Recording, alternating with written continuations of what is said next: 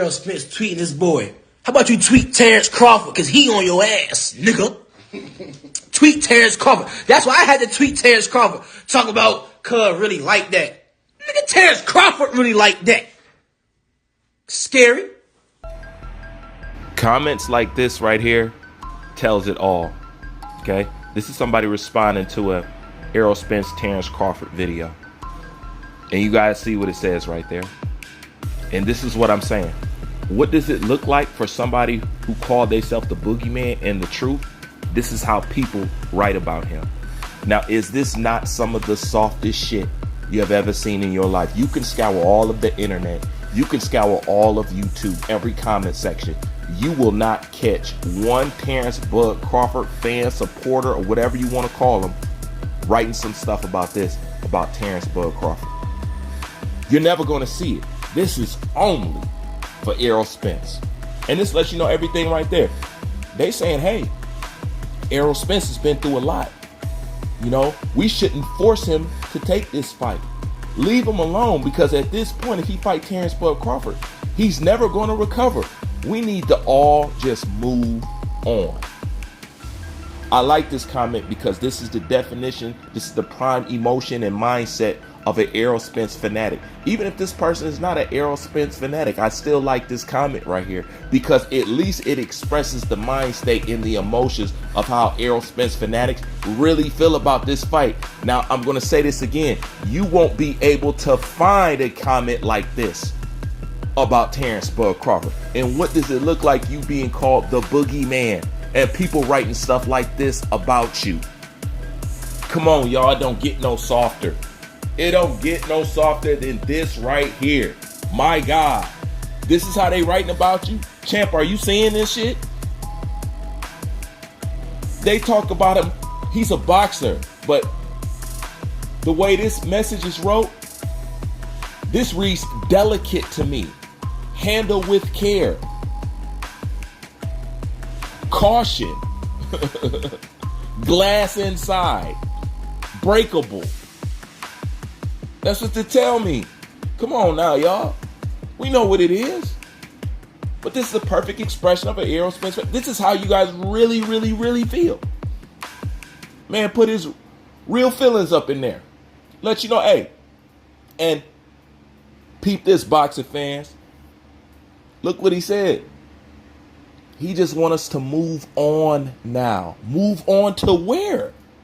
Where's there to move on to? The man's legacy has been built off being undisputed. There is nowhere else to go. We have exhausted every other well. He's done. But this just show you how delicate this little flower is. They don't want you to ruffle his feathers no more. Leave him alone. That's where it's at. Leave him alone. And his whole career has been like this, man. You know, people turn a blind eye to the fact that Errol Spence has been getting layup fights. Y'all talk about a resume. You know what I'm saying? But he be getting layup fights. True. Kell Brook was a layup fight that he struggled with. Come on, man. Be honest. And before it was Sean Porter, why don't I take the easy route? Before he said that, peep this. Before he said that, who was he currently scheduled to fight when he told Terrence Bud Crawford, why don't I go take the easy route and fight Sean Porter? Who is he currently scheduled to fight? Mikey Garcia. And in that same little video, what did Bob Arum say about that fight when they asked him, but Bob, what do you think about Mikey Garcia taking on Errol Spence? What'd he say? I think it's an easy fight. I didn't know he was that dumb. And what was the response of Errol Spence? So what? He finna get paid. Errol Spence didn't deny it was an easy fight. Errol Spence didn't deny that he was out of his league. Errol Spence didn't deny that. His response was, end quote, so what? He finna get paid. Bob Arum said, I think that is an easy fight. I didn't think Mikey Garcia was that stupid. Because it's an easy fight. Errol Spence, so what? He getting paid. Okay, so it was a layup with Mikey Garcia. And while he's already having that layup, he turns around and tell you about another easy fight that he finna set up. With fighting Sean Porter that he went all day with, and might I add, more than likely wouldn't have won the fight if he didn't start hitting Sean Porter in the nuts. Let's not forget about that. Please, let's not forget about that, because that helped engineer or etch out a win for him. Because if he didn't start going dirty on Sean Porter, he wouldn't have got to where he got. He had to go illegal on Sean Porter. Let's not forget about that. Those are layups.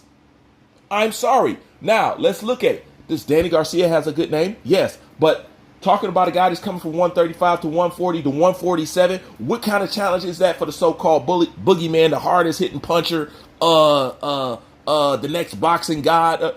What is that to him? It's nothing. It's no competition. Like Bob Arum said, it's an easy fight. So if it's an easy fight, then where's the whole truth, best resume kind of thing? Once again, it's a good name. But what was the challenge? Like I said, as Bob Arum said, it's an easy ass fight, but a good name. And you guys hide behind, what names does Terrence Bud Crawford have on his resume? That separates the difference between you recognizing a good opponent versus somebody who has a good name. Good name don't necessarily mean good opponent.